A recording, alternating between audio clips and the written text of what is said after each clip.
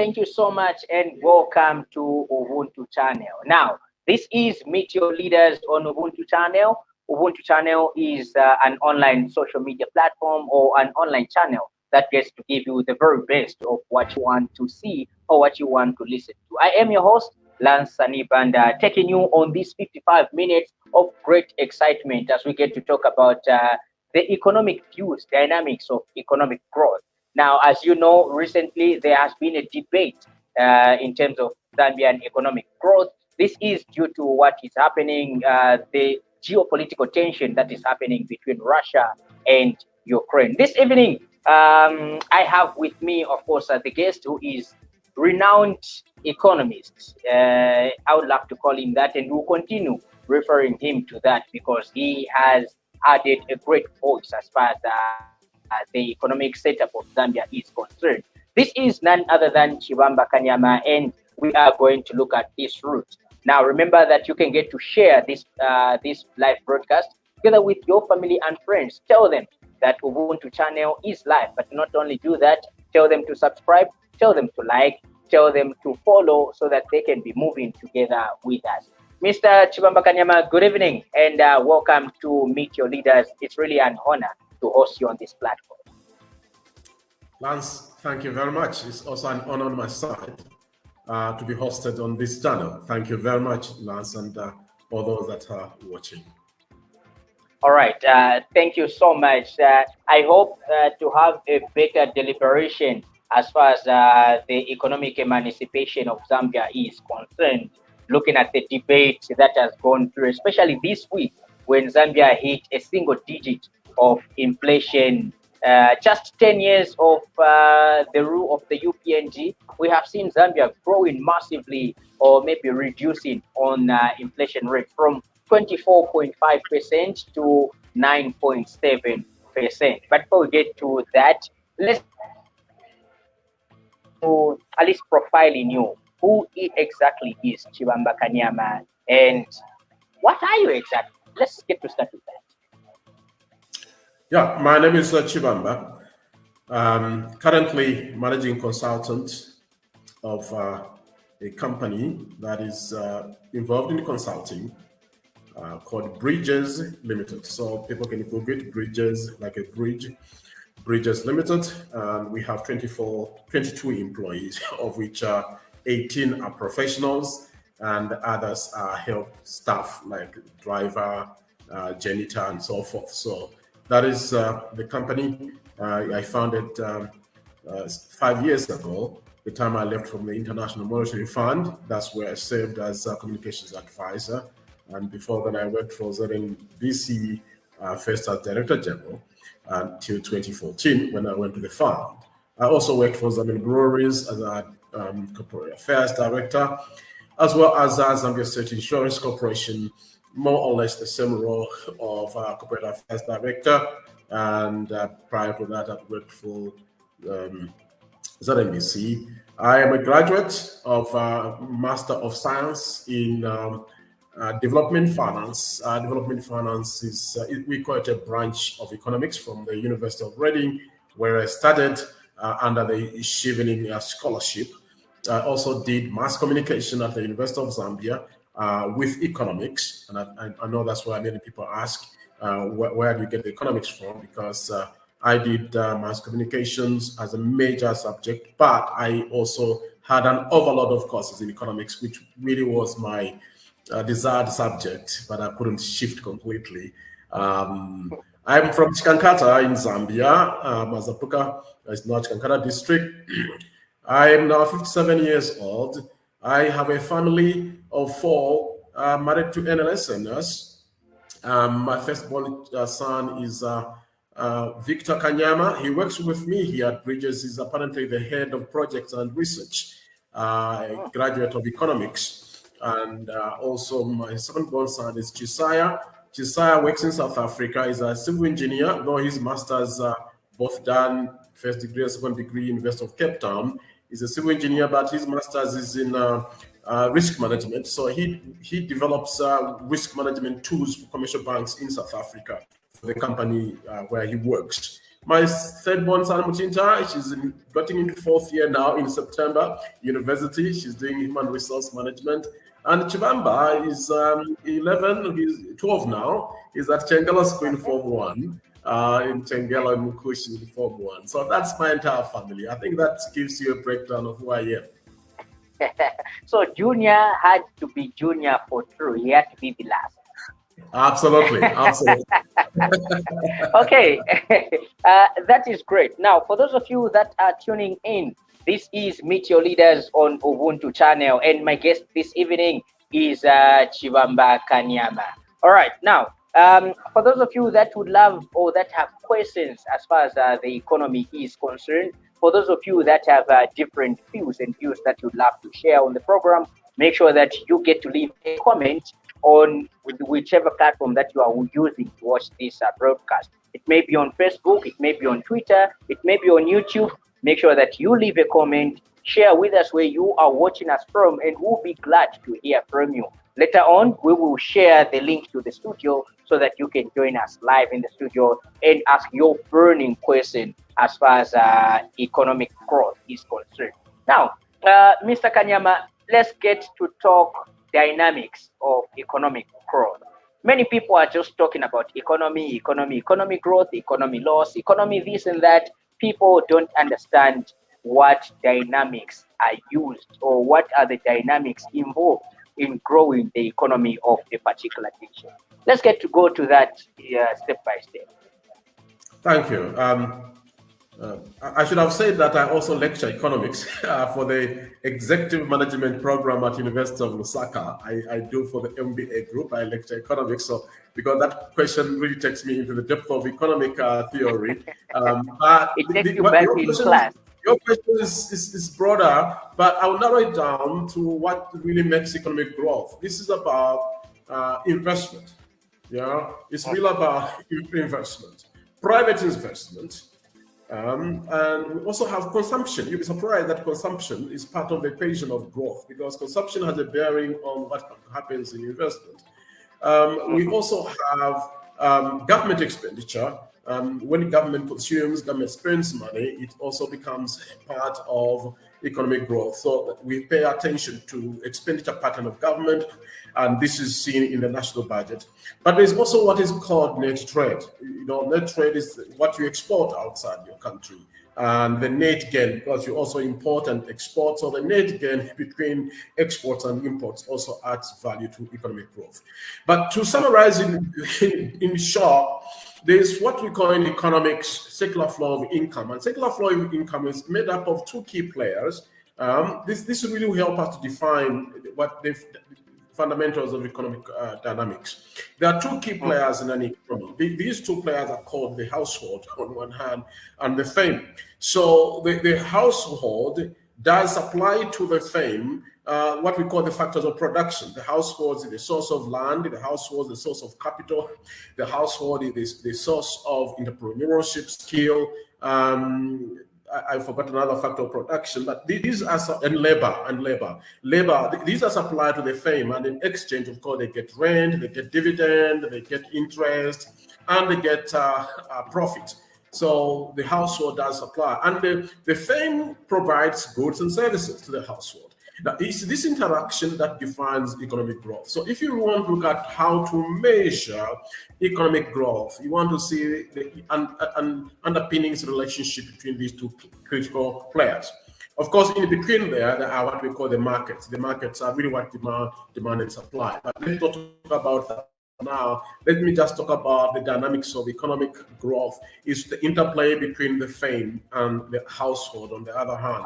So the availability of entrepreneurship capabilities from the household, the availability of capital when people are saving more. So we had more countries that are saving more, and the more they save, the more that money is channeled out into investment. That's why the equation in economics is S is equal to I, which means that savings are always equal to investment. Whatever is saved is expected to be invested. So the more the savings people have in a given country, the more the savings, the higher the savings culture, and savings not only through the commercial banks, people save through pensions and so forth, because the pension funds that are channeled as investment. So they invest.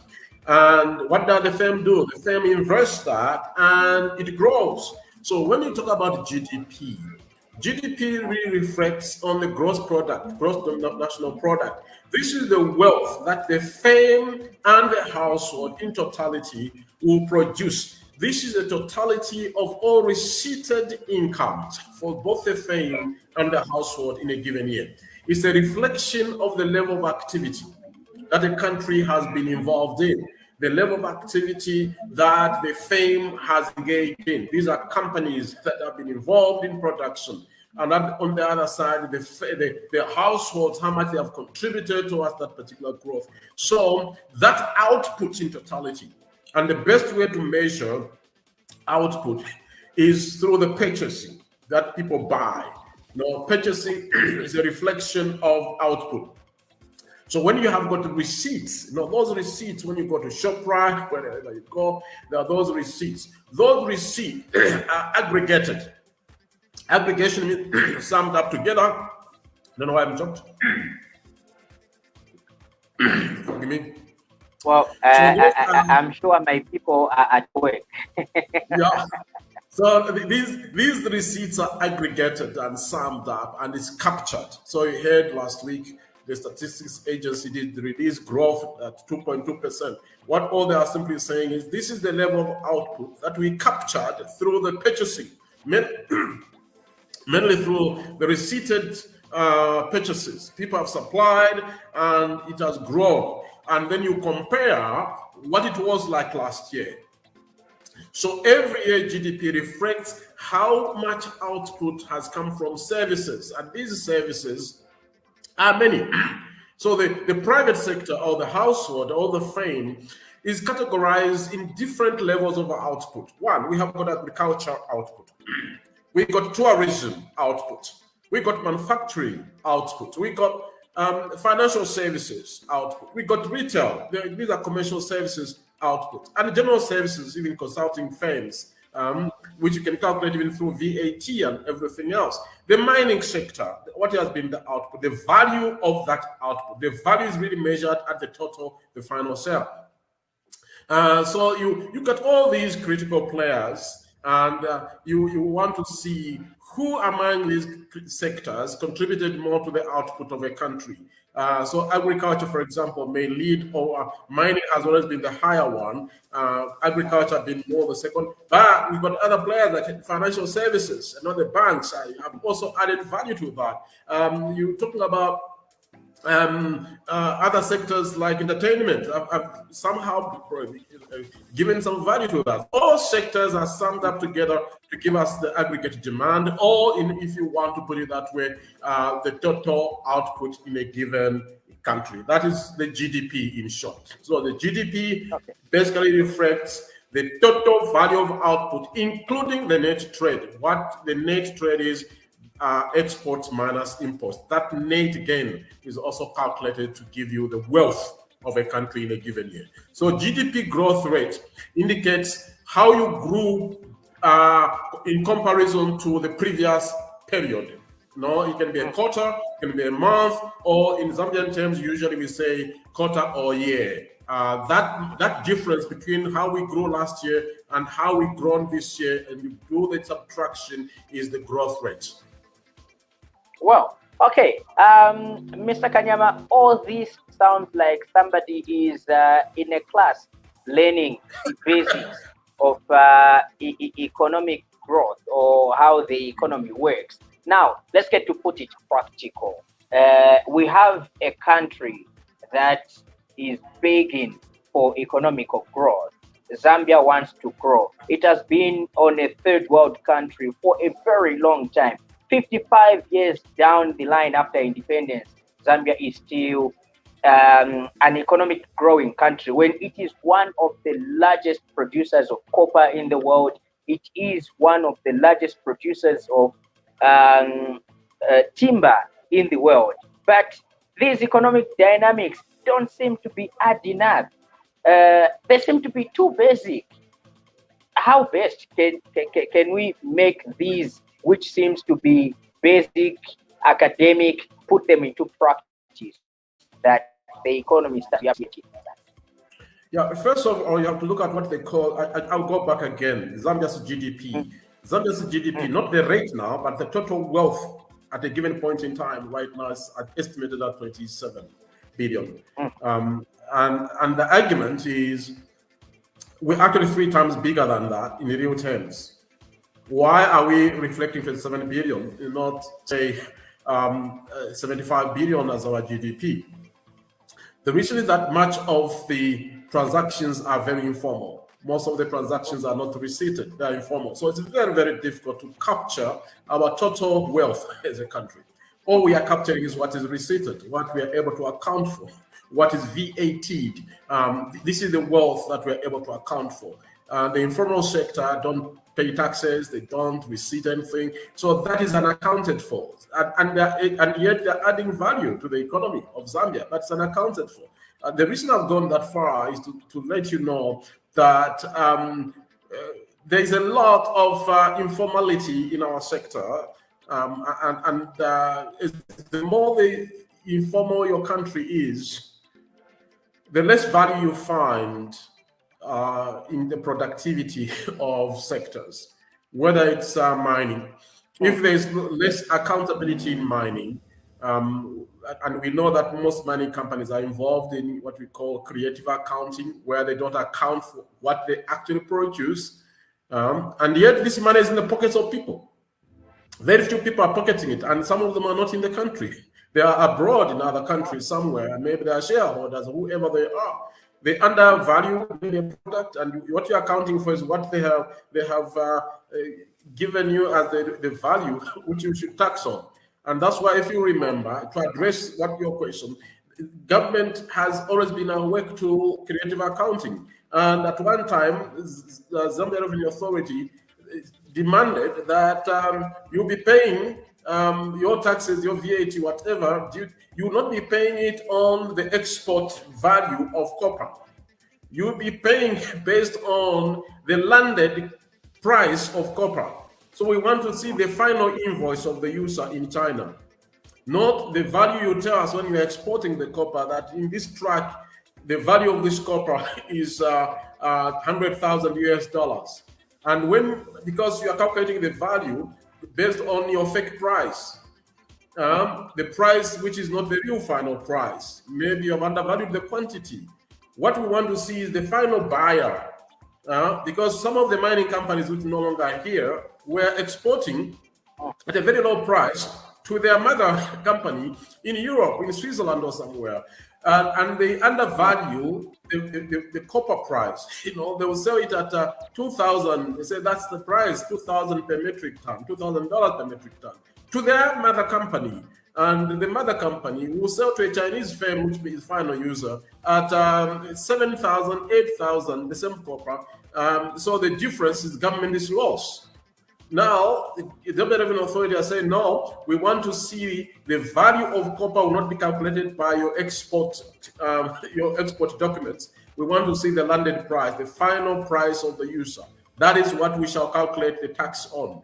And this has somehow been helping us in a way. I'm using this example to show you that we are where we are because the informality of our income, too much pilferage, whether it is corruption, we can't account for most of the things that we are producing. And that's why our GDP reflects as a very low figure, which is a very small. In relative terms, our GDP is even smaller than the budget of Alexandria, the city I lived in when I was working in Washington. Well, okay. Thank you so much. Let me also take this time to introduce my co-host for this evening. Chaza, good evening and welcome to the program. Good evening, Lance. I'm delighted to be here, and good evening to Mr. Chibamba Kanyama, our guest. Thank you very much. All right. In your delight, it's just unfortunate that I cannot have my picture as for now. I'm hoping in a few minutes I'll join in picture also. Not a problem. In your delightedness, let me give you this opportunity to have a one-on-one with Mr. Kanyama. Obviously, you have also a few questions, burning questions that you would love to know about how we can grow the economy with that. Okay, yeah, I would pose one question and put it back to you, then later on also pick it up.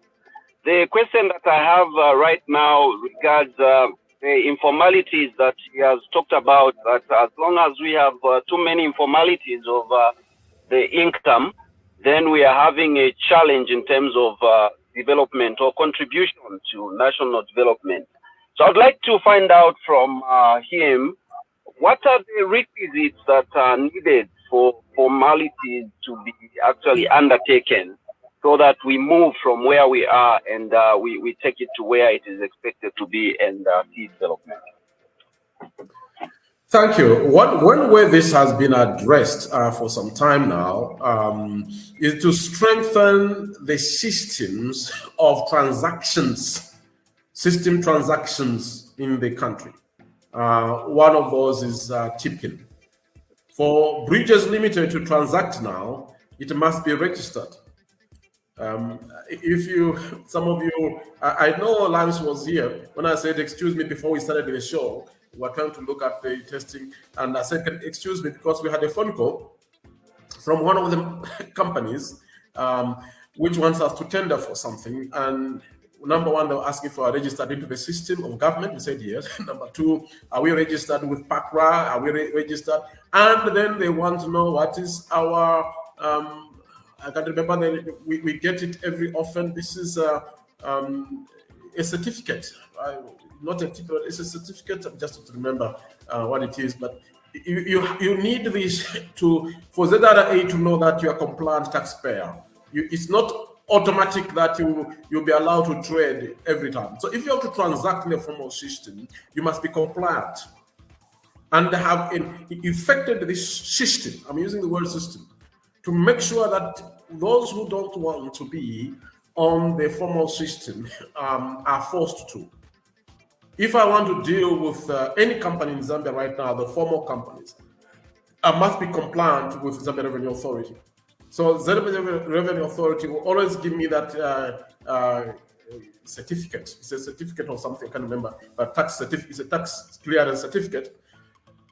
I don't get it from the ZRA. It's valid for at times 1 year, just for 1 year, and I must make sure I'm compliant. If I'm not compliant and I ask for renewal of that certificate, they won't give it to me. And therefore, if I have to transact with any entity, any formal entity, they want that certificate, and it must be valid. So that is one way by which government has really forced, enticed, coerced as many businesses as possible to comply.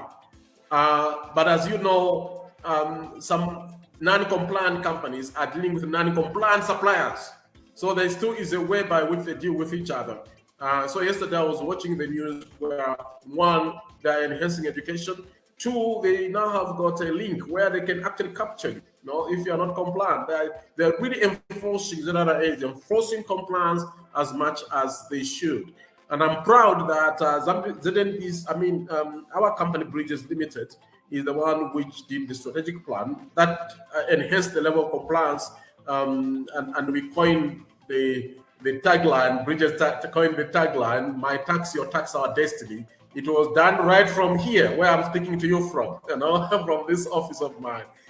So it's enhancing compliance. We are fully aware that there's a lot of tax avoidance, tax evasion, people smuggling and everything else, but it is now tougher. If you are smuggling and you are caught, you lose not only the assets that you imported, you also lose the equipment that you use to smuggle. You lose the vehicle. So that is one way to bring about formality in the transactions in the business in Zambia. And as we continue to do that, you are beginning to see also ZRA collecting more revenues, enhancing the revenue collections, beating the targets and exceeding targets. Why? Is because of the formalization of the Zambian economy, but it will take us some time. All right. Very insightful there. And thank you so much for that. Let me bring you back to obviously what I would still say, getting back to the basics and academics, because we need people to understand what economics is for them to really get to the core when we say the economy has grown or the economy is deteriorating, or even when we talk about inflation rate, at least people will understand what determines the growth of the economy, what determines the deterioration of the economy, inflation rate, purchasing power, buying and purchasing power, when we talk about all these price index and things to do with that. So you spoke about two types of economics. You talked of household and firm, where you mentioned the issue to do with production. So which one determines, or which one does the government take out of the two to determine the growth or the deterioration of the economy? Or what exactly do you economists look at when you are talking about the economy has gained or the economy has lost? Is it household or firm? Both. Both of them have a role. Remember that it's a cycle. They have a relationship. What comes out from the other goes into the other. So both of them must be active. I'll give you an example. If the household doesn't have much income, and you have to find out, why don't households have income? They may not have sufficient income because they are not selling their labor. So when they're not selling their labor, it tells you that there's a low level of employment in the country. Why are they not selling their labor? Because nobody demands their labor. Nobody's buying their labor to earn an income. And that's why you find there are so many people who are broke, because nobody's offering a product. They can't sell land or whatever to their fame. They have no entrepreneurship capabilities to get something. So then you have to unlock it and say, what's happening? Why aren't they being employed? Why are they not selling their labor? Because there's no investment on the other side. So government tweaks this. Government would tweak participation, would trigger investment by, first of all, creating the condition, creating the right environment for the companies to invest. Because when companies invest, then they expand and grow. And when they're growing, because they've invested in a new factory, they are employing more people, and then many people who have jobs.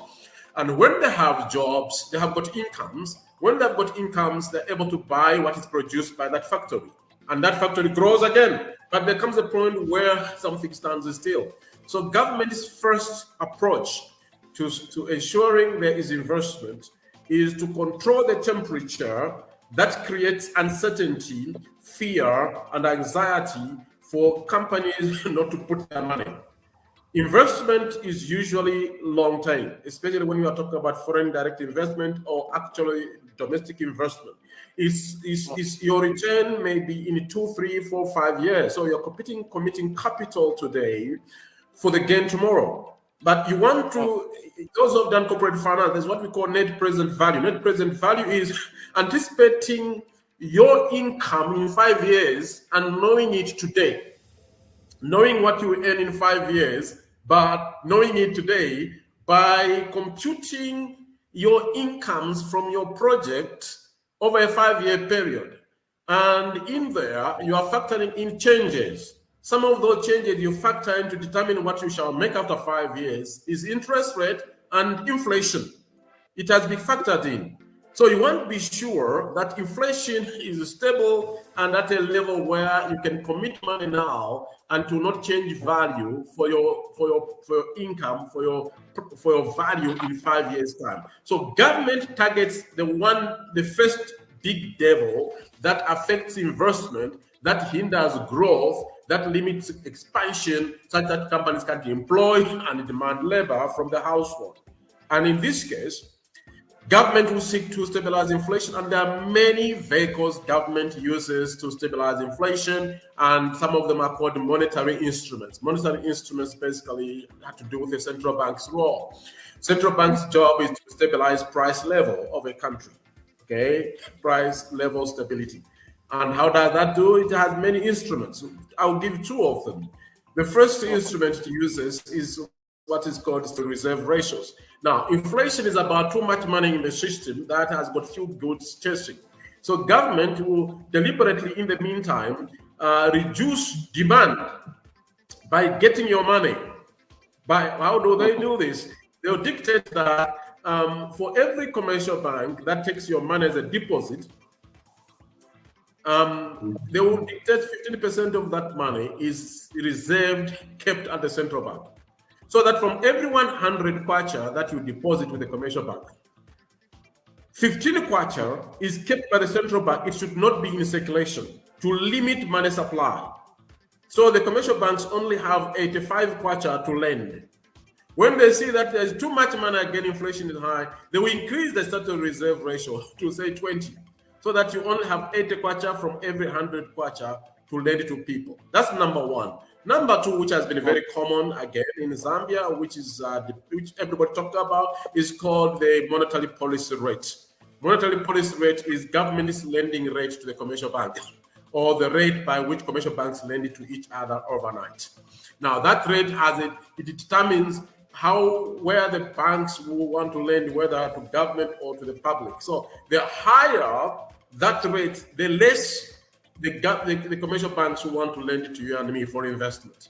So it keeps tracking this. So when the central bank realizes inflation is very high, it increases the monetary policy rate to discourage you and me who want to borrow for investment or to consume to borrow, so that the money is not out of the system. Of course, it will be out, but not as much. So that's the first devil. So government wants to tackle inflation to enable people who want to invest long term to have a much more predictable net present value, where they can know in 5 years' time my return will be like this. Therefore, it's worth putting my money in an investment. And when you put money in an investment, whether it's a farm, or it's a factory, or it's a lodge, or it's transport, or it's a bank, whatever it is, now you are employing people. That is why you see the connection between households and the firm. So both of them have a very big role to play. Well, all right. I still have many questions. Let's try to make the masses and somebody like me, who is a layman, that was maybe probably bad at mathematics, and who still try to understand, make sense out of all these ratios that you are mentioning. On the GDP, you mentioned 22% reduction or things like that. I want to understand. I didn't do well in mathematics. I didn't do, in fact, maybe in school, I didn't even have these classes that have mathematics or that have things to do with finances in them. I was in HE, which is home economics, but this thing. So let's get to still break it down a little bit more. You spoke of investment, which is private. Yeah, the best way I can help you, you don't need to study this as a citizen. You don't need to study. You all have indicators. Everyone has indicators whether the economy is growing or it is not growing. I'll give you some of the indicators. From the same income that you earn, if you are not able to buy the same things you are buying last year, and you go back to buy exactly the same things you bought last year, this time you discover that you are short and you are forced to borrow or get a salary advance to buy the same things you are able to buy last year. It tells you something. Inflation has been very high. The rate of inflation has been very high. The prices have increased, but your income has remained more or less the same. That is one indicator. If you don't know anything, the best way as a person is to ask yourself a question. If the same income I was receiving and receiving now, am I able to buy the same things I used to consume last year without feeling the stress? And if you feel the stress now, it is an indication that there's a problem. Number two, if the demand for your products is very low, you are able to sell your maize, your mango, you are a tailor, you are making clothes, and the demand also high every month, And now the demand is not as much as it was last year for the same products and living the same community. Despite advertising, you will find that your sales have dropped. You are now no longer selling 3 clothes per day, 3 shirts per day. You are now selling only 2 per day. You try hard and you wonder what is happening. It is telling you that the growth rate in the country has reduced. People are not having as much money now as they had last year. It's an indication of the growth rate. For companies like we are here, if I feel like I'm under stress with pay as you earn, but people are working, they're producing. I can't even employ an extra person. Last year I employed 3 people. Now I want to employ, but where will I pay them from? Because my income has reduced. It's an indication the economy is not growing as much as it grew last year. But if you find that on aggregate levels, companies are employing more people, you see more adverts in the newspapers, we are looking for graduates, we are looking for those to apply. In fact, you see a lot of adverts, whether small page and all those columns, and people are demanding to employ people. It tells you something. The economy is growing. The economy is growing. So for you as a lay person, you don't have to understand the mathematics behind that.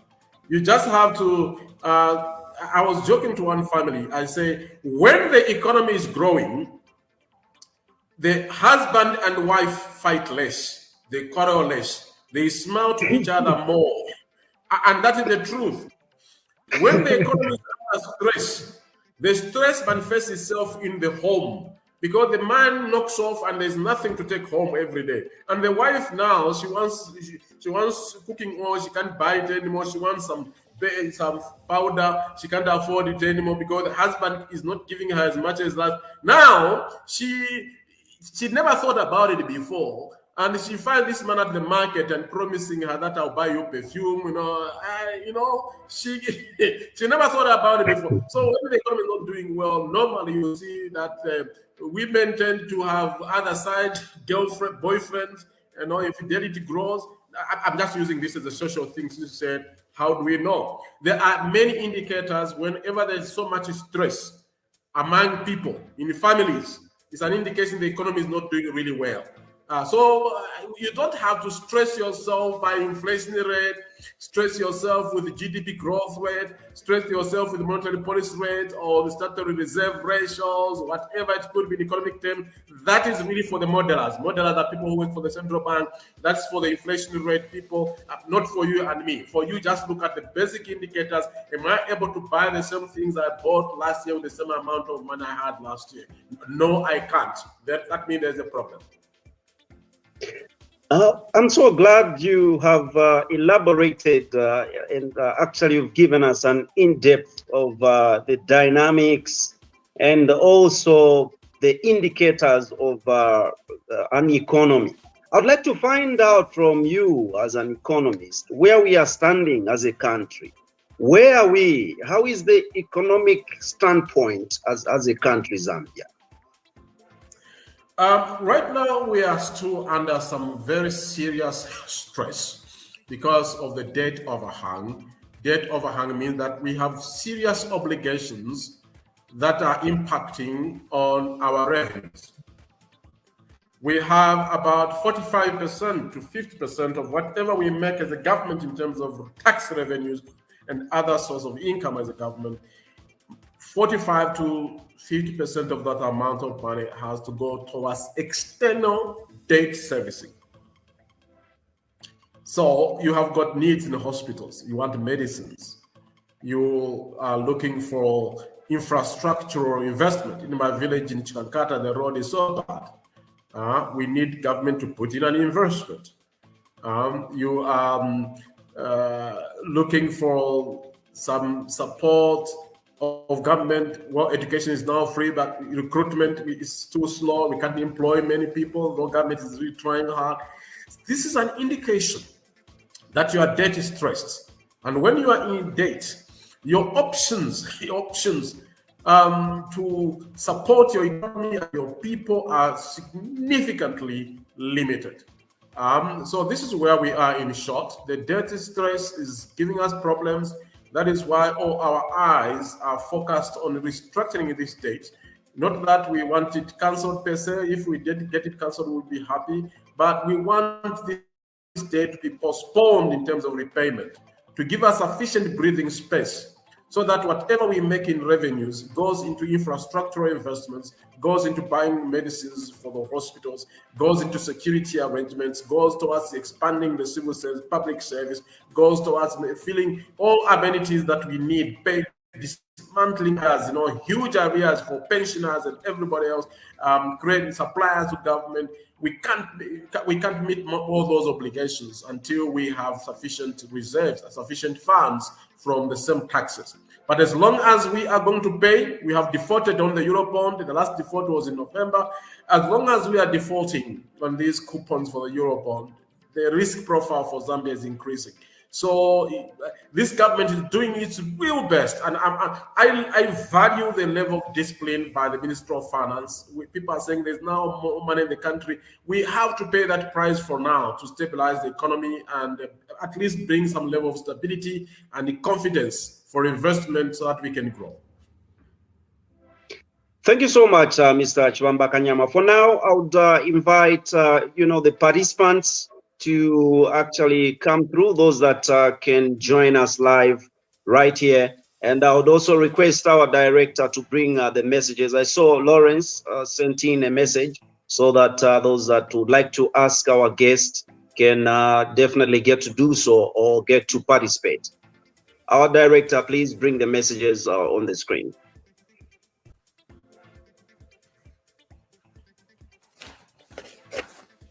Okay, as we get to wait for that message to come to pop up on the screen, Mr. Chibamba Kanyama, I would like to find out from you, do we see an economic emancipation? I'm seeing a number of questions, by the way, on the side.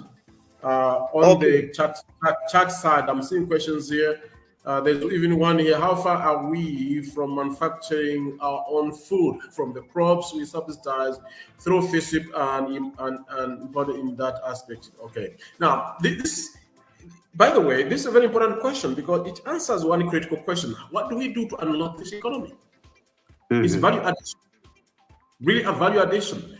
Value addition means that there should be an intermediation between the consumer and the producer. We produce our own products, a lot of products. Our farmers are producing a lot of, but we are not processing most of these. We have to import them raw. We're importing raw products here. But we have some companies like Fresh Peat and others that have now gone into value addition. They are beginning to process most of these products that are being grown by farmers. Zambian breweries is even encouraging the processing of cassava into starch for export. I initiated with when I was Zambian breweries the barley farming in Zambia. Barley was being imported from Ukraine, by the way. We're importing barley from Ukraine, and we talk to government.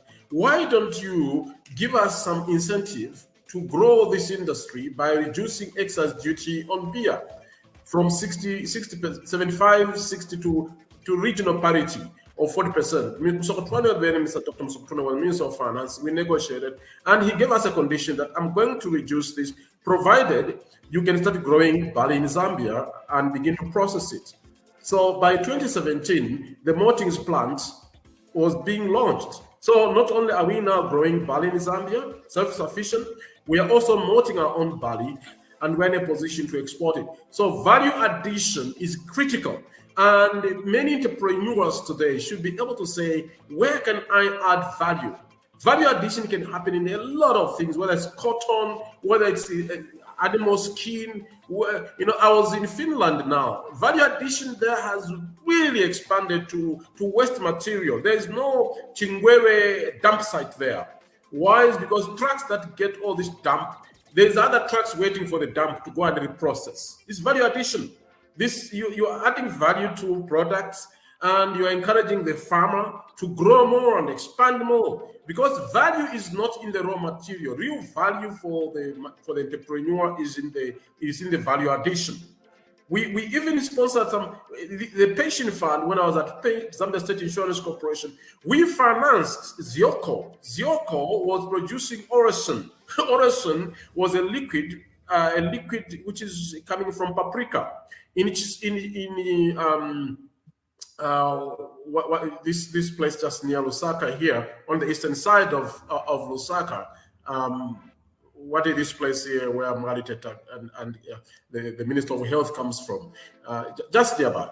There's a big factory there that was put, $3 million factory.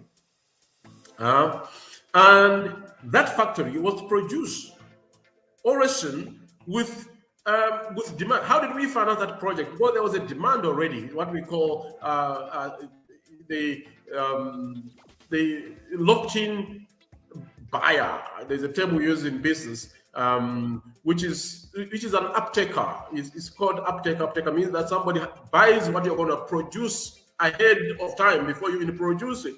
So the uptaker was in Italy, and based on the contract with the uptaker, we gave the money to produce Orison. And then other farmers, in white farmers, black in, what is this place here now? The name is just gone. Just Chongwe. Yeah, it's Chongwe. Farmers in Chongwe moved from every low-value products to paprika farming. Unfortunately, I don't know what happened. Didn't succeed after some time.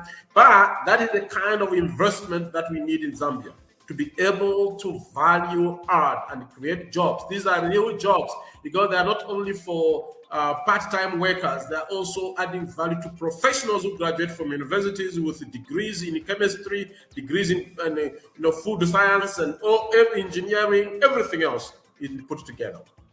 There are some questions here like, okay, yeah, can go ahead. There are a lot of questions I'm seeing. Yes, I've actually seen this one coming from Chibonta, and he's saying, we are hearing so much about FDI.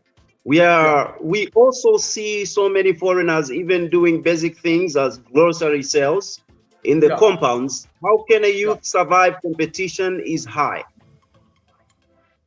Number one, let me start with the other question on top before I come to that one. There's again, is the IMF the only hope for Zambia's economy? No, it is really not. The real hope for Zambia's economy is you and me, the taxpayer, who can say, look, we don't want the IMF, we don't want anything like that. We want to be free. We want government to tax us more. We are ready to pay the price for the next 5 years, increase our tax rate from 35%, increase to 45%, so that we can pay our own debt without having the IMF. The problem is how many Zambians, under the current economic situation we're going through, are willing to get less from what is already stressed. I don't think there's anybody. If Zambians are willing to sacrifice, it's a great idea. But I don't think there's anybody there who would be willing to sacrifice to redeem Zambia's economy from debt by increasing taxation. That is, to me, the major hope that we have. We cannot think about commercial creditors now. They're the ones who have stressed us, so we cannot go to them.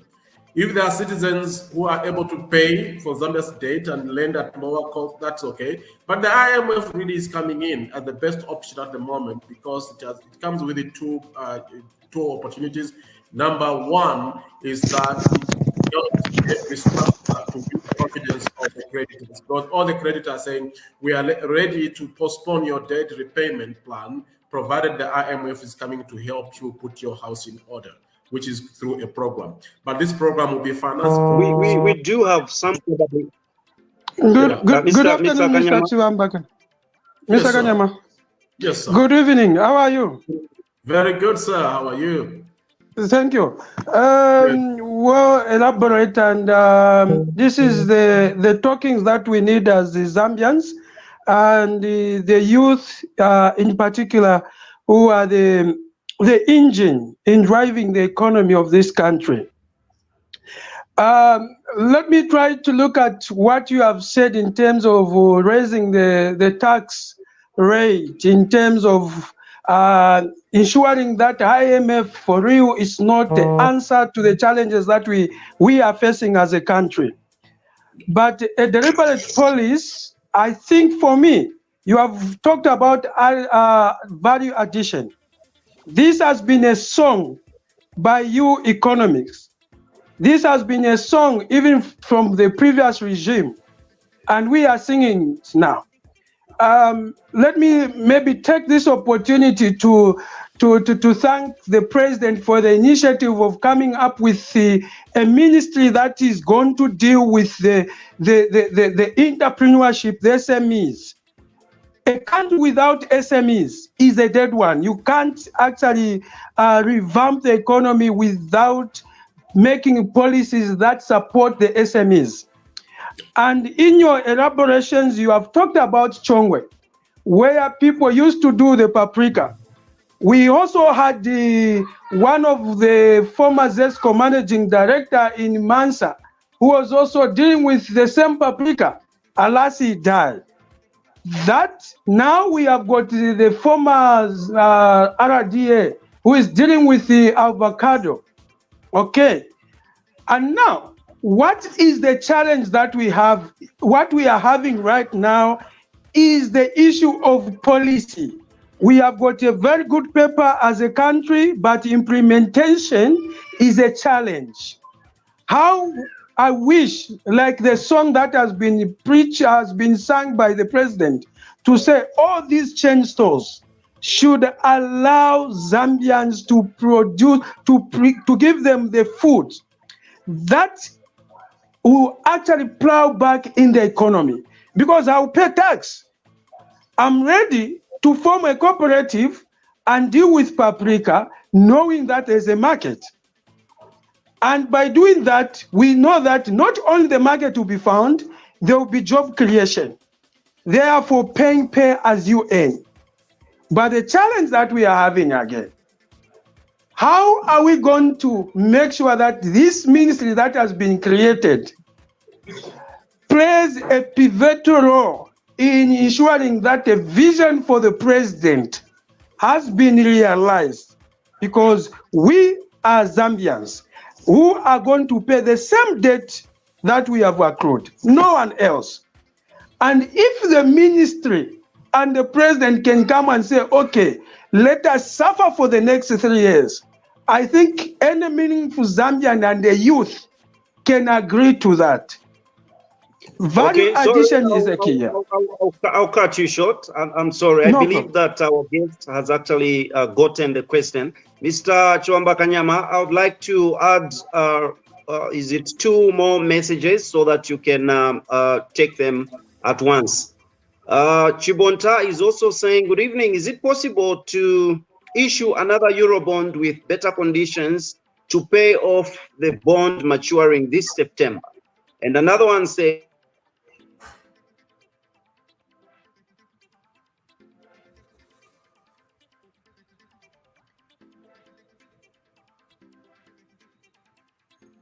is any tax regime impacted on the economy, and do you see the government making adjustments to tax policy in the next budget? Secondly, what is the correlation between a single-digit inflation and high fuel prices? I think we can take those ones at once, sir.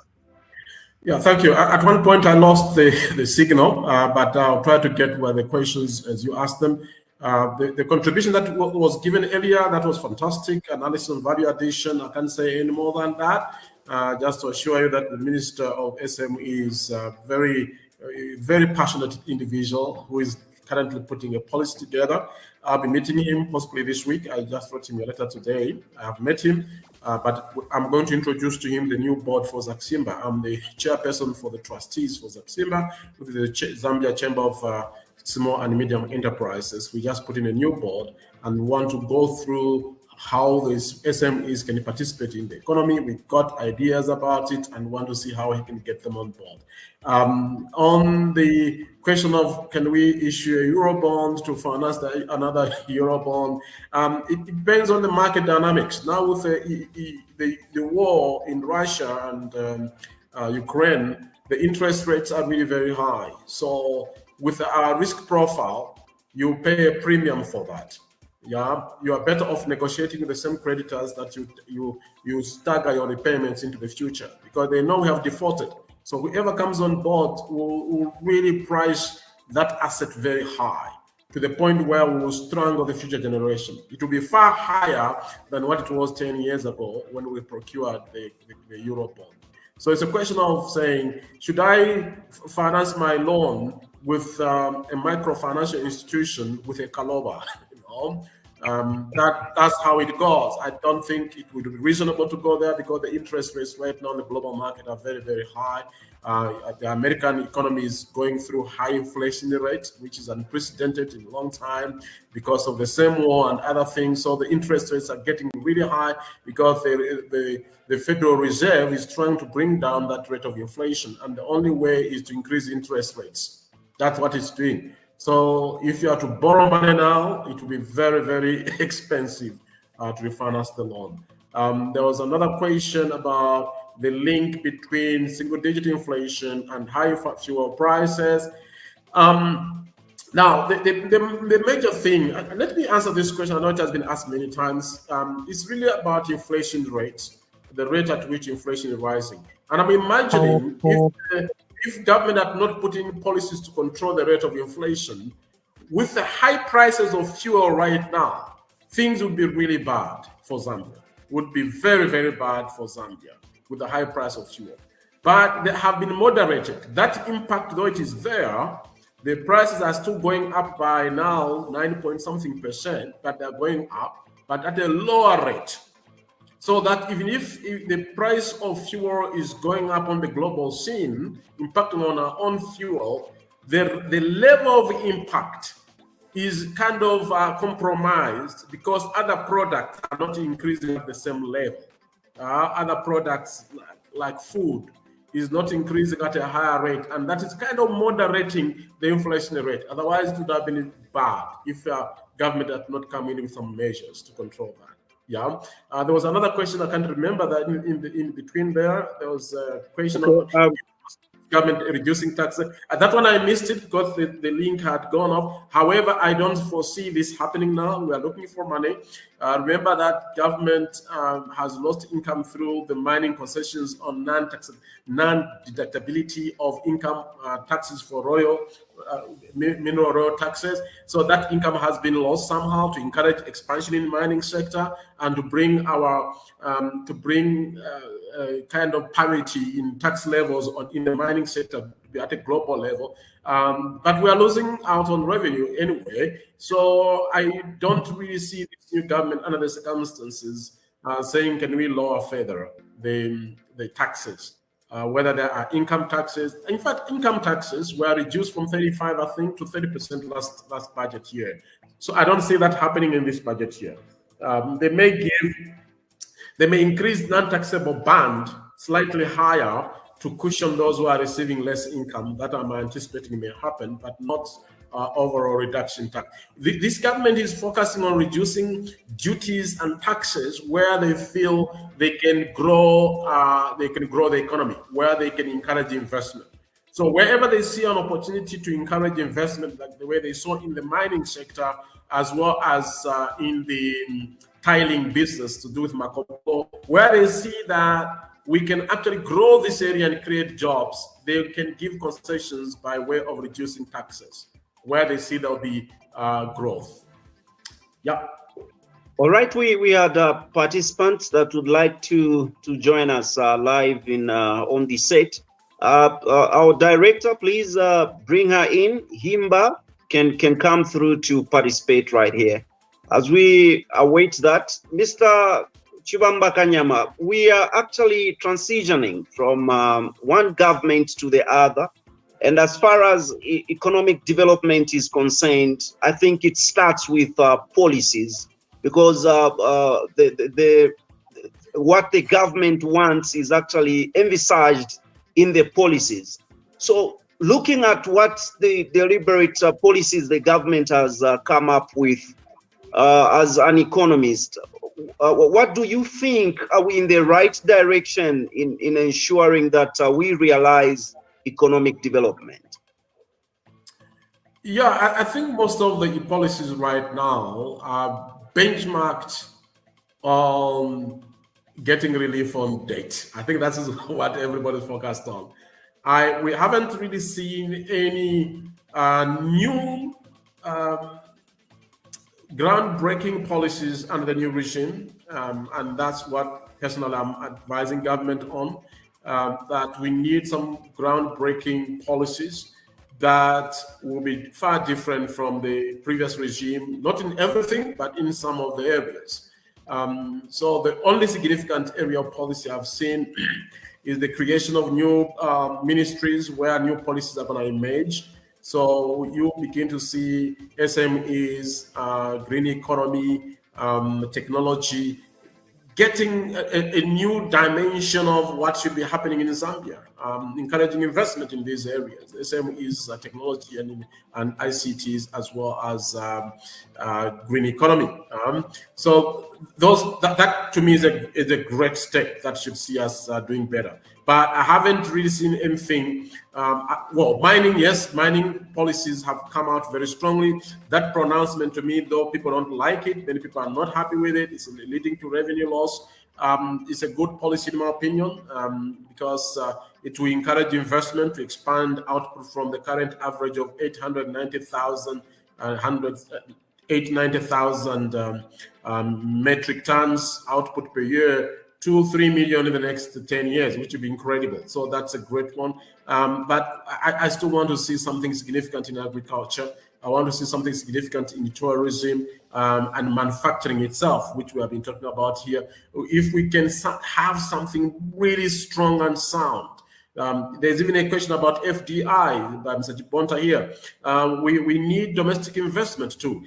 Personally, I want to see a policy that will encourage job creation. And I've given ideas to government that, look, why the labor laws are very stringent in Zambia. The labor laws. I'll tell you something. I run a business too. And my biggest concern right now is the penalties on NAPSA default. The penalties on tax default are too high. NAPSA makes more money, in my opinion, in relative terms. NAPSA makes more money through penalties than it makes from its investment. That's in the relative terms. It makes more money from penalizing people. But now, I want to create more jobs at bridges. Right now, I'm under pressure. I still need 3-4 more people right now to employ.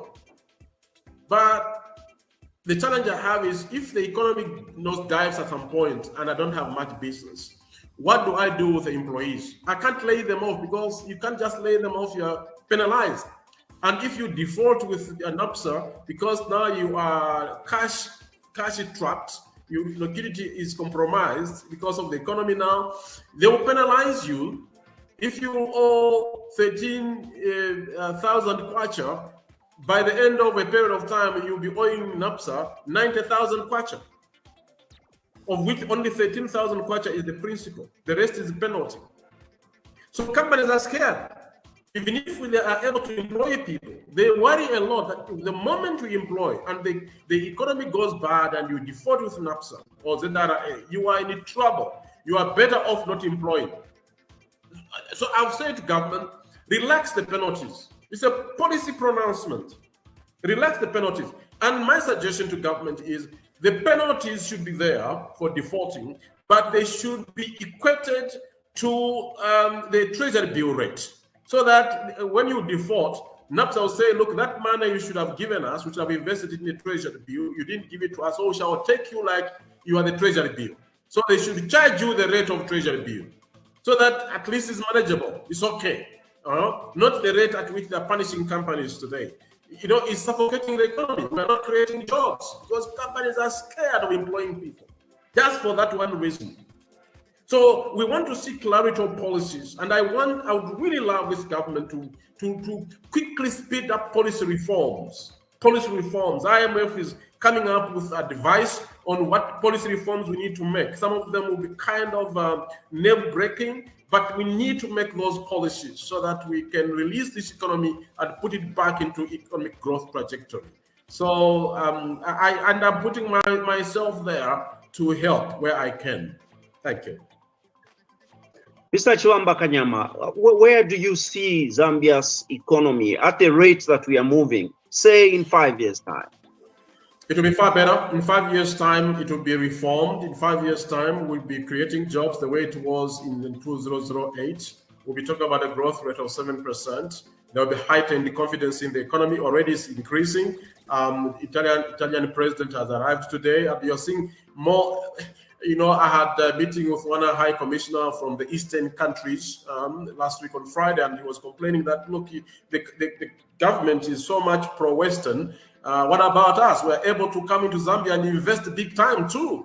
We can do wonders for this country, but it looks like you are focused. And I told the minister this, and the minister said, no, I would like to meet that high commissioner and explain that we want equity. We are not favoring any bloc. We want to do the best for the people of Zambia. So even if it comes from Eastern Bloc country, wherever, as long as it's genuine, and we want to deal with every country equitably. So I'm seeing that in the next 5 years, there'll be much more stability in macroeconomic variables like inflation, interest rates, exchange rate. I'm seeing growth in employment, many people getting employed because there'll be heightened investment by FDIs and local investors, and people's incomes will be high. The copper mining industry, I see it being revived in a very big way. We just have to sort out KCM now and sort out Mopani, and then we are home and running. So that's how I'm seeing Zambia in the next 5 years. Brilliant. Time is not our best ally, but there's been this trending issue as regards the inflation rate hitting the single digit. What is there for a common man to take home? Because as far as I'm concerned, there are so many benefits, long-term benefits that you have alluded to. But for a common man, what is there to take home? Well, number one, if you save money somewhere, you won't lose that money at the rate you'd have lost before. So that's number one. Number two, the commercial banks will lend more for investment. Why? Is because commercial banks will never lend money below the level of inflation. Never. Commercial banks always lend money at the interest rate, which is higher the inflation rate. So with the single-digit inflation, it means that commercial banks will unlock more resources for investment to create jobs for people. So the prices are, like I said, the prices are still going up, but not at a threatening level, not at a threatening rate as before.